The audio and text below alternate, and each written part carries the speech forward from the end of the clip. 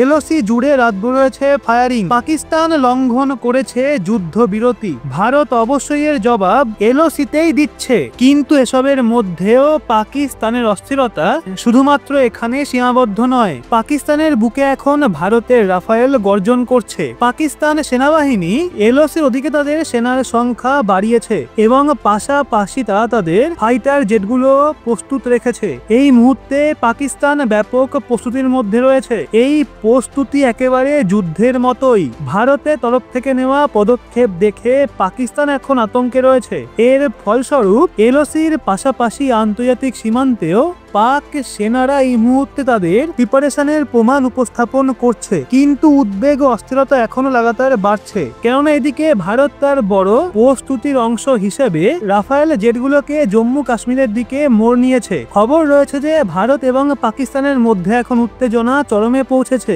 উভয় দেশের অস্ত্রবাহিনী সম্পূর্ণ প্রস্তুতির সঙ্গে সীমান্তে মোতায়েন রয়েছে এবং ভারতীয় বায়ুসেনা বর্তমানে একটা যুদ্ধ মহড়ায় নিযুক্ত হয়েছে। ভারতীয় বায়ুসেনা সেন্ট্রাল সেক্টরে অভিযান নামের একটা এক্সারসাইজ শুরু করেছে। এই যুদ্ধ মহড়া বড় পরিসরে অনুষ্ঠিত হচ্ছে, যাতে ভারতীয় বায়ুসেনার প্রথম ফাইটার জেটগুলো, বিশেষ করে রাফায়েল এবং সুখোই 30 MKI পার্টিসিপেট করছে। ভারতীয় বায়ুসেনার কাছে দুটো রাফায়েল স্কোয়াড্রন রয়েছে, যেগুলো পাঞ্জাবের আম্বালা এবং পশ্চিমবঙ্গের হাসিমারাতে মোতায়েন। এই অত্যাধুনিক জেটগুলোর সাহায্যে পাইলটরা গ্রাউন্ড অ্যাটাক এবং ইলেকট্রনিক ওয়ারফেয়ারের মতো জটিল মিশনের মহড়া করছে। তথ্য অনুযায়ী প্রয়োজনে ভারতীয় বায়ুসেনা রাফায়েল ফাইটার জেট গুলোকে জম্মু কাশ্মীরের দিকে পাঠাতে পারে। যুদ্ধ পরিস্থিতিতে যদি পাকিস্তান কোনো ধরনের অপবিত্র চেষ্টা করে, তাহলে ভারত পাল্টা জবাবে তার রাফায়েল ফাইটার জেট গুলোকেও নামাতে পারে। বাংলা এবং পাঞ্জাবের স্কোয়াড্রন থেকে রাফায়েল গুলো জম্মু কাশ্মীরের দিকে মোড় নেওয়ার জন্য প্রস্তুত রাখা হয়েছে এবং পাকিস্তানের জন্য এটা একটা এমন জবাব হবে যার কোনো ওষুধ তাদের কাছে নেই। নরেন্দ্র মোদী আগেই বলে দিয়েছেন যে পাকিস্তানকে তার কার্যকলাপের যোগ্য জবাব দেওয়া হবে।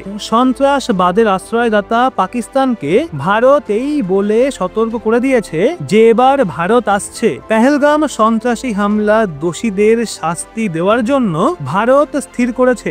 এমন এক অচিন্তনীয় শাস্তি দেওয়া হবে যা সারা বিশ্ব এবং পাকিস্তান মনে রাখবে। প্রধানমন্ত্রী মোদীর কথার বাস্তব প্রতিফলন এখন মাটিতেও দেখতে পাওয়া যাচ্ছে। পাকিস্তানের ওপর 5টা কূটনৈতিক আঘাতমূলক সিদ্ধান্ত নেওয়ার পর এখন সন্ত্রাসবাদের মোকাবিলায় সীমান্তে প্রস্তুতি অত্যন্ত শক্তিশালী এবং পাকিস্তান ক্রমাগত আতঙ্কে রয়েছে, কারণ ভারত শুধুই এই যুদ্ধ মহড়া শুরু করেনি, বরং তার সঙ্গে এমন এক ক্ষেপণাস্ত্র পরীক্ষাও করেছে যা পাকিস্তানের উদ্বেগ আরো বাড়িয়ে দিয়েছে। পাকিস্তান যখন নিজে ক্ষেপণাস্ত্র পরীক্ষা করার প্রস্তুতি নিচ্ছিল, তার আগেই ভারতীয় নৌসেনা আইনের সুরাত থেকে ক্ষেপণাস্ত্র পরীক্ষা করে আরব সাগর তোলপাড় করে দেয়। অন্যদিকে ভারত 20খানা দেশের কূটনীতিকদের ডেকে হামলা সংক্রান্ত গুরুত্বপূর্ণ তথ্য ভাগ করে দেয় এবং এও জানিয়ে দেয় যে সন্ত্রাসবাদের বিরুদ্ধে ভারত প্রয়োজনীয় পদক্ষেপ অবশ্যই নেবে। এর প্রতিক্রিয়ায় গোটা বিশ্ব থেকে ভারতের প্রতি সমর্থন আসছে,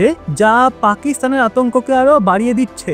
এই উত্তেজনার মধ্যেই পাঞ্জাব থেকে উঠে এসছে একটা খবর যা ভারত এবং পাকিস্তানের মধ্যে আরো একটা দেয়াল গড়ে তুলেছে। খবরটা ছিল বিএসএফ এর এক জওয়ান ভুল করে পাকিস্তানের সীমান্তে প্রবেশ করে যায়। পাকিস্তানি সীমান্তে 30 মিটার ভিতরে ঢুকে পড়ার পর পাকিস্তানি রেঞ্জার্স ধরে ফেলে তাকে। এরপর থেকে বিএসএফ এর ওই জওয়ানকে মুক্ত করার জন্য ভারত পাকিস্তানের সঙ্গে ক্রমাগত যোগাযোগ করে চলেছে। কিন্তু এখানেও পাকিস্তান নিজের আসল রূপ দেখিয়ে দিয়েছে। পাকিস্তান এখানে ভারতীয় সেনাবাহিনীকে জবাব দেওয়ার চেষ্টা করেছে, যার মূল্য তাকে ভবিষ্যতে চরম ভাবে দিতে হবে, এবং তাও এমন সময়ে যখন দুই দেশের মধ্যে উত্তেজনা আগেই চরমে পৌঁছেছে। তথ্য অনুযায়ী ভারত এবং পাকিস্তানের মধ্যে অনুষ্ঠিত একটা ফ্ল্যাগ মিটিং এ পাকিস্তান বিএসএফ এর জওয়ানকে মুক্ত করতে অস্বীকার করেছে। কর্মকর্তারা জানিয়েছেন 182তম ব্যাটালিয়নের কনস্টেবল পিকে সিং কৃষকদের সঙ্গে ছিলেন। তিনি জানান তিনি ছাওয়ায় কিছুটা বিশ্রাম নিতে গিয়ে যান, তখনই পাকিস্তানি রেঞ্জার তাকে ধরে ফেলে। এই ভুলটাই বিএসএফ জওয়ানের জন্য মারাত্মক হয়ে দাঁড়ায়। পাকিস্তানি রেঞ্জার্সের সঙ্গে যোগাযোগ করা হলে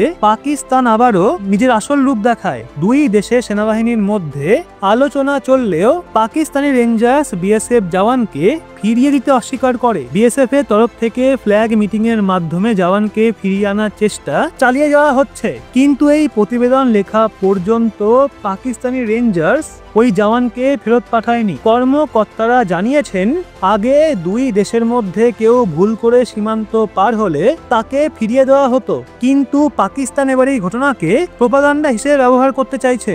ভারত এবং পাকিস্তানের মধ্যেকার আগের থেকে চলা উত্তেজনাকে আরো উস্কে দিতে চাইছে। এখানে পাকিস্তান বিএসএফ জওয়ানকে অস্ত্র হিসেবে ব্যবহার করে আন্তর্জাতিক স্তরে সহানুভূতি আদায়ের চেষ্টা করছে। এই তথ্য সামনে এসেছে যে পাকিস্তান বিএসএফ জওয়ানকে আটক করার পর তার চোখে কালো কাপড় বেঁধে দেয়। পাকিস্তানের তরফ থেকে প্রকাশিত ছবিতেই তথ্য সামনে এসছে। বিএসএফ জওয়ান সীমান্ত পার করার 24 ঘন্টারও বেশি সময় অতিক্রান্ত হয়ে গেছে, কিন্তু এখনো দুই দেশের মধ্যে কোনো ঐক্যমত হয়নি। পাকিস্তান ভারতীয় জওয়ানকে ফিরিয়ে দিতে অস্বীকার করেছে। তো এখন পাকিস্তানের এই কালো চক্রান্ত প্রকাশে চলে এসছে, কিন্তু সে এতে সফল হতে পারবে না। ভারত নিশ্চিতভাবেই তার জওয়ানকে ফিরিয়ে আনবে এবং পাকিস্তানের এই অপচেষ্টাকেও ব্যর্থ করবে। পেহেলগামে সন্ত্রাসী হামলার পর পাকিস্তান এবং ভারতের মধ্যে উত্তেজনা তখনই বেড়ে যায় যখন পাকিস্তানি জঙ্গিরা ভারতে প্রবেশ করে নিরাপরাধ নিরস্ত্র তীর্থযাত্রীদের নিশানা করে। ক্ষোভে ফুঁসছে গোটা দেশ। পাকিস্তানকে যেভাবেই হোক করে দাও শেষ, দাবি সবার একটাই। তবে বহু দশকের পরিশ্রমের পর আজকে ভারত এমন অবস্থানে এসে পৌঁছেছে, সেই জন্য প্রতিটা পদক্ষেপ মেপে মেপে নিতে হবে, যাতে করে সাপও মরে আর লাঠিও না ভাঙে। বর্তমানে বিশ্বের বহু দেশের সঙ্গে ফ্রি ট্রেড এগ্রিমেন্ট নিয়ে ভারতের কথাবার্তা চলছে। অর্থনীতির কথা বললে ভারত এখন বিশ্বের দ্রুততম হারে বৃদ্ধি পাওয়া অর্থনীতি এবং আগামী 2 বছরের মধ্যে ভারত বিশ্বের তৃতীয় বৃহত্তম অর্থনীতি হয়ে উঠতে চলেছে। তো এমন সিচুয়েশনে পেহেলগাম হামলার বদলা নেওয়া ভারত সরকারের কাছে খুবই গুরুত্বপূর্ণ হয়ে দাঁড়িয়েছে। তবে এই বদলা এমন ভাবে নেওয়া উচিত যাতে ভারতের অর্থনীতি বা সামরিক অভিযানগুলোর ওপর কোনো উল্টো প্রভাব না পড়ে। আন্তর্জাতিক সংস্থা এবং বিশ্বের প্রধান দেশগুলোর সমর্থন এই মুহূর্তে ভারতের জন্য অত্যন্ত গুরুত্বপূর্ণ, কারণ এমনটা যেন না হয় যে আগামীকালে ভারত পাকিস্তানের সীমান্তে বড় কোনো অ্যাকশন নেওয়া হলো এবং সেখানে যদি বেশি মাত্রায় প্রাণহানি হয়, তাহলে